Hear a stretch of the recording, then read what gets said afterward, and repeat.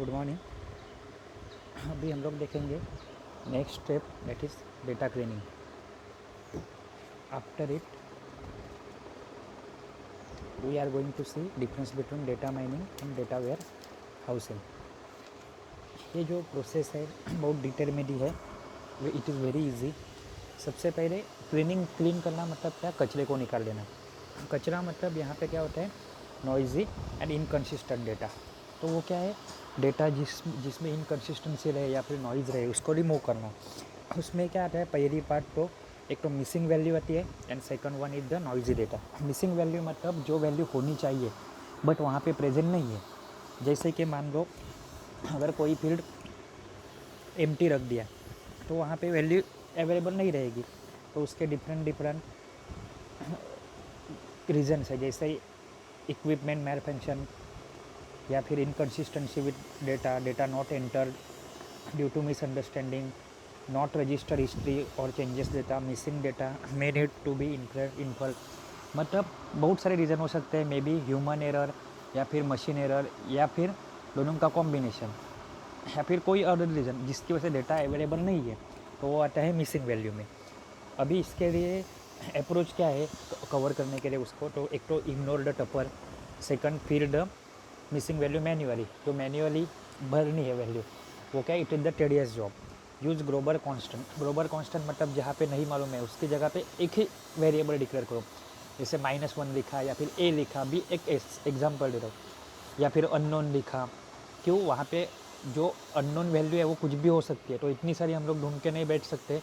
तो उसकी जगह पे एक ही ग्लोबल मतलब सबको एक ही टाइप से रिप्रेजेंट करो। Then imputation and use the most probable value. मतलब मान लो कि 100 रिकॉर्ड है, 100 रिकॉर्ड में 22 फील्ड है, एड्रेस फील्ड में डानू, और बाकी के 100 में से बाकी के अगर 88 रिकॉर्ड है, सॉरी 78 रिकॉर्ड है मुंबई, तो अगर एक रिकॉर्ड मिसिंग है तो मैं प्रोबेबिलिटी देखूंगा कि ज़्यादा से ज़्यादा रिकॉर्ड कहाँ के थे, तो मुंबई, तो वहाँ पे मैं क्या करूँगा, मुंबई नाम से डेटा फिर कर लूँगा। नेक्स्ट है noisy data. Noisy data it is the क्या है, it is a random error और अ वेरियंस। कुछ तो एरर है या फिर डिफरेंट वैल्यू है देन द एक्सपेक्टेड वैल्यू और मीन वैल्यू। यहाँ पे उसे भी कवर करना रहता है। उसके देखिए बाइंडिंग मेथड, तो बाइंडिंग मेथड के सब टाइप है। बाइंडिंग मेथड में क्या करते हैं हम लोग, कुछ तो एक प्रॉपर फॉर्मेट में कन्वर्ट करते हैं, जैसे इक्वल विड्थ डिस्टेंस पार्टीशन। इसका फॉर्मूला है W = B - A divide by A N। देखो यहाँ पे दिख रहा है, यहाँ पे फॉर्मूला नीचे। तो ये क्या है, देखो इसके अलग अलग एग्जाम्पल से ही आपको डेफिनेशन समझ में आएगी। सबसे पहले यहाँ पे देखो एक डेटा दिया है, क्या है डेटा, 4 8 15 21 21 24 25 28 34। अभी W = B - A मतलब higher limit minus lower limit जो रेंज है, तो हाइयर क्या है 34 - 4 डिवाइड बाय N के divided by N that is 3। तो क्या आ गया आपका, तीन पार्ट में हम लोग क्या कर रहे हैं, यहाँ पे इंटरवल तीन का इंटरवल लेना है। तो यहाँ पे क्या क्या है, 34 - 4 divide by 3 that is 30/3 that is 10। तो तीन का इंटरवल लेंगे हम लोग। देखो सबसे पहले 4 8 बराबर है, लेकिन तीन का इंटरवल क्या मतलब, जितनी भी वैल्यू है उसको तीन पार्ट में डिवाइड करना है। तो 4 से लेकर 34 तक, 4 से लेकर 34, तो हमारा इंटरवल कैसे होगा, 4 से लेकर 14, 15 से लेकर 24 एंड 25 से लेकर 34। तो 4 से लेकर 14 तक कौन आ गया बीच में, 4 एंड 8। उसके बाद 15 से लेके 25 में क्या आ गया, 15 21 21 24, मतलब ये दूसरी रेंज की वैल्यू आ गई। तीसरे में क्या आ गई, 25 28 34। मतलब जो वैल्यू थी उसको तीन पार्ट में डिवाइड कर दिया 10 के, और उसके हिसाब से हम लोग ने BIN1 BIN2 एंड BIN3 किया।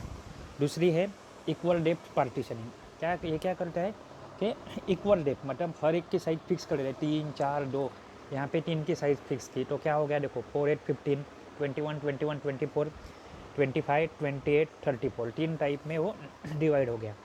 नेक्स्ट क्या है, smoothing by the means. Mean मतलब क्या है, एवरेज निकालो। तो यहाँ पे जैसे है उसी का मीन निकाला है, एवरेज निकाला है। तो 4 8 15 का मीन क्या है, 4 + 8 12 + 15 27, 27 का मीन निकालना है तो कैसे निकालेंगे, डिवाइड बाई 3। तो आंसर क्या आ गया 9, तो 9 9 9। वैसे ही बिन बी के लिए क्या है 22 22 22। थर्ड वाला कैसे होगा आपका एग्जाम्पल के लिए 25 + 28 + 34 डिवाइड बाई 3। तो ये क्या आएगा 29 उसका आएगा, इसलिए उसका सम मीन वैल्यू से क्या आएगा 29 29 29। नेक्स्ट है स्मूथिंग बाय बाउंड्रीज। तो यहाँ पे क्या किया है हम लोग ने, in smoothing by boundary the minimum and maximum value in a given bin are identified as the boundary.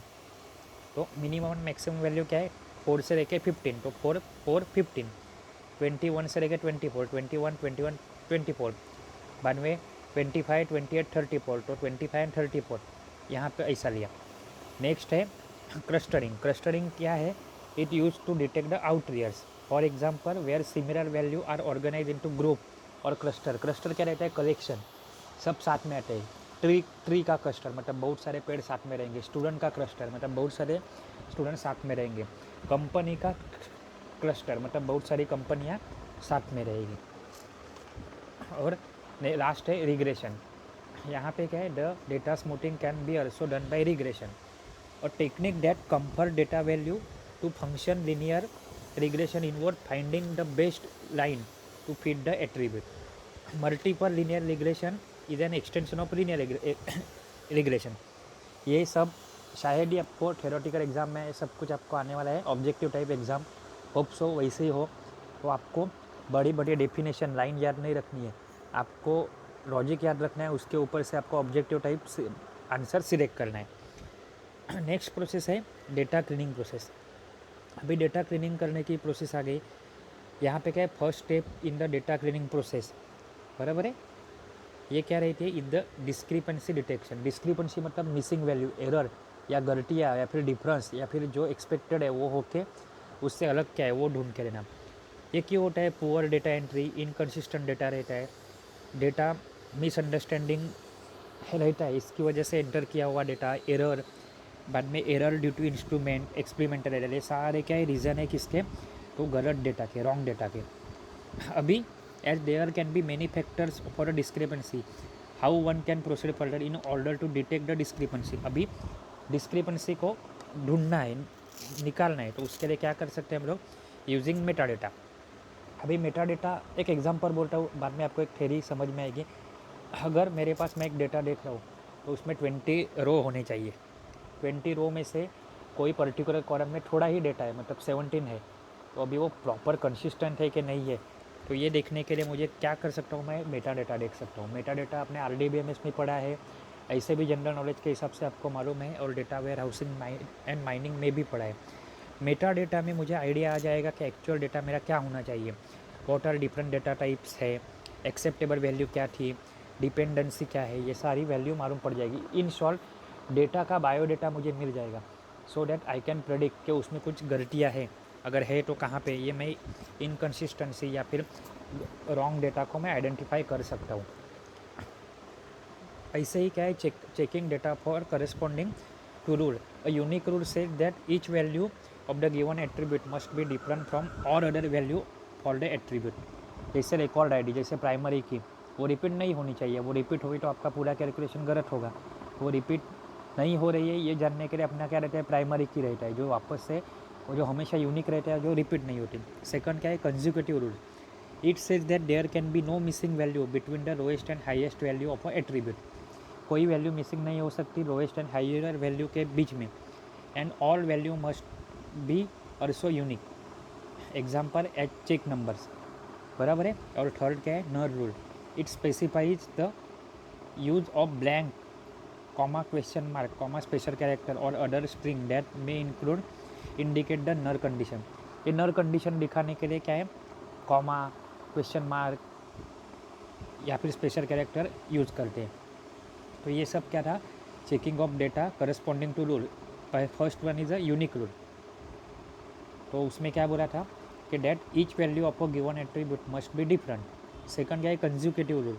It says that there can be no missing value between the lowest and the highest value for the attribute, and that all value must also be unique. Lowest and highest के बीच में कोई भी value missing नहीं होनी चाहिए, और जो वैल्यू है वो भी रिपीटेड नहीं चाहिए, वो भी क्या चाहिए, यूनिक चाहिए। अभी using commercial tool, there are number of different commercial tool that can help in the data cleaning and data transformation. अलग अलग टाइप के टूल्स है जो data clean and data transformation में काम में आते हैं।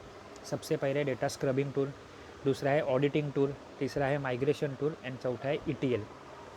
नाम याद रखो, इतना डिटेल में ये नहीं आएगा आपको, ये बहुत बड़े क्वेश्चन का ही सब पार्ट है, उसमें से खाली कोई ही पार्ट ही पूछ सकते हैं। यहाँ पे अभी हम लोग कहाँ पे पहुँचे हैं, कमर्शियल टूल पे, लेकिन टूल किसके लिए, तो डेटा क्लीनिंग के लिए, बराबर है, और डेटा ट्रांसफॉर्मेशन के लिए, डेटा स्क्रबिंग।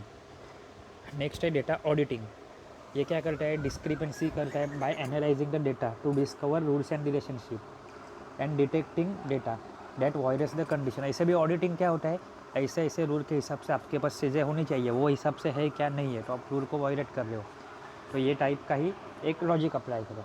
डेटा माइग्रेशन, बराबर है, ठीक है। अभी उसके बाद हम लोग देखेंगे data mining and data warehouse. इसमें आउटलेयर डिटेक्शन मेथड है, extreme value analysis, probabilistic and statistical analysis, linear model और प्रॉक्सिमिटी बेस्ड मॉडल। आधे पेज का है, वो आप देख लो, कुछ डाउट आता है तो पूछो, बराबर है। अभी नेक्स्ट है आपका important, that is difference between the data mining and data warehousing. Exam में 3 या 4 मार्क के लिए आ सकता है, साथ ही आपको ऑब्जेक्टिव टाइप में भी आंसर देने के लिए अच्छा रहेगा, और यही है जिसके हिसाब से अभी तक जो पढ़े उसका कुछ आपको शायद से वापस से आइडिया आ जाए। डेटा माइनिंग क्या रहता है, जो एनालाइज ऑलरेडी पैटर्न है उसको एनालाइज करो। डेटा वेयर हाउस क्या रहता है, to integrate from the multiple source, बहुत सारे सोर्स से उसको साथ में लेके आओ, ये रहता है वेयर हाउसिंग, साथ में लेके आना। लेकिन जो है उसमें से एनालिसिस करना, ये क्या रहता है, mining. Data mining technique are applied on the data warehouse, data warehouse के ऊपर माइनिंग होता है, और डेटा वेयर हाउस खुद क्या करता है, एक स्टोरेज जैसा प्रोवाइड करता है। स्टोरेज जैसा प्रोवाइड करने के लिए कलेक्शन करना है यानी वेयर हाउस, लेकिन वेयर हाउस से कुछ तो निकाल के लेना है यानी mining. Data mining is the process of analysing, ये क्या रहता है, एनालिसिस रहता है। और डेटा वेयर हाउसिंग क्या है, it is the process of pulling all relevant data, सबको साथ में लेके आना, और साथ में लेके आई हुई चीज़ के ऊपर एनालिसिस, डिसीजन लेना, कुछ तो पैटर्न अप्लाई करके कुछ तो निकाल लेना, ये रहता है mining. Mining is the broad set of activity use to uncover the pattern and give meaning to the data. जो एप्लीकेबल किसके लिए, डेटा वेयर हाउस के लिए। डेटा वेयर हाउस काम क्या करता है, रिपोजिटरी जैसा काम करता है। As Facebook store all data in the central aggregate database, now user can extract meaningful data pattern that it can see ads, get friends, friend suggestion वगैरह सारी चीज़ें कुछ तो एनालिसिस आपका करते हैं, ढूंढते हैं कि आप क्या देख रहे हो, क्या नहीं देख रहे हो, आपको किस में इंटरेस्ट है, वो हिसाब से पैटर्न ढूंढ के देते हुआ माइनिंग। लेकिन वो सारा डेटा स्टोर किया हुआ है, कलेक्शन किया हुआ है एक सर्वर पे, एक रिपोजिटरी पर, वो हुआ आपका डेटा वेयर हाउस। बाद में माइनिंग की process is always carried out after data warehousing. पहले डेटा वेयर हाउस करना ही होगा तो ही माइनिंग हो सकता है, कुछ है ही नहीं अपने पास तो अपन हम लोग क्या उसके ऊपर रूल अप्लाई करेंगे, क्या माइनिंग करेंगे, नहीं कर सकते। Data mining is low maintenance और data warehouse is the higher maintenance, बराबर है। और after successful initial query user may ask more complicated query which would increase the workload. Data mining में ये होता है कि पहले नॉर्मल क्वेरी सक्सेसफुल हो गई तो यूज़र और डीप में जा सकता है, डिटेल में जा सकता है, और जो ओवरलोड में या फिर वर्कलोड जिससे बढ़ सकता है। और डेटा वेयर हाउस क्या है, it is complicated to implement and maintain. Data mining में क्या है, next the data mining method are cost effective and efficient comparison and other statistical application. ये कॉस्ट इफेक्टिव है, दुनिया भर के आपको कॉम्बिनेशन करने पड़ते हैं, मैचिंग करना रहता है कि अपने हमें जो चाहिए मीनिंगफुल डेटा मैच होने वाला वो चाहिए। इसके लिए डेटा माइनिंग क्या है, स्टैटिस्टिकल डेटा का एप्लीकेशन है। और डेटा वेयर हाउस क्या है, data warehouse responsibility is to simplify every day to day business data. Most of work will be done on part of a inputting raw data. Normal concept है यहाँ पे, input data दो, वो multiple जगह से accept करो, उसको एक रिपोजिटरी में स्टोर करो। Data mining helps to generate actionable strategy. Data mining के ऊपर हम लोग कुछ तो एक्शन ले सकते हैं, डेटा वेयर हाउस के ऊपर एक्शन नहीं ले सकते। डेटा वेयर हाउस में जस्ट डम करते हैं, उसके ऊपर कुछ तो एक्शन परफॉर्म करेंगे, जो पैटर्न मिलेंगे उसके हिसाब से हम लोग एक्शन ले सकते हैं। उसके लिए प्रोसेस कौन सी है, mining. And data mining is analyse regularly in data is analyse regularly in data mining. And data क्या होता है, एनालिसिस होता है regularly, but for data warehouse data stores periodically, मतलब पर्टिकुलर पीरियड के बाद ही डेटा स्टोर होता है। कहाँ पे, डेटा वेयर हाउस में। ये था आपका चौथा चैप्टर। इसमें हम लोग क्या क्या पढ़े, तो शॉर्ट में पॉइंट देख लो कि concept of data mining, then describe the given data mining step, ये सब कुछ आपको आना चाहिए, आउटकम है ये चैप्टर का, बराबर है। Major issues in for the given data object and attribute type, method for data processing, data cleaning process, बराबर है। Knowledge data discovery, types of kind of a data can be mine and understand preprocessing and cleaning in the data mining. ये सब कुछ पढ़े, अच्छे से पढ़ो। Next week में हम लोग अपना लास्ट चैप्टर स्टार्ट कर देंगे, which is mining frequent pattern and cluster analysis. ये भी जो चैप्टर था वो बहुत बड़ा था, उसमें टाइम जाएगा आपको पढ़ने, 30 पेज का था। और अपना लास्ट चैप्टर है 20 पेज का, मान लो उसके 5 या 6 लेक्चर रख सकते हैं। अच्छे से पढ़ो, all the best, thank you.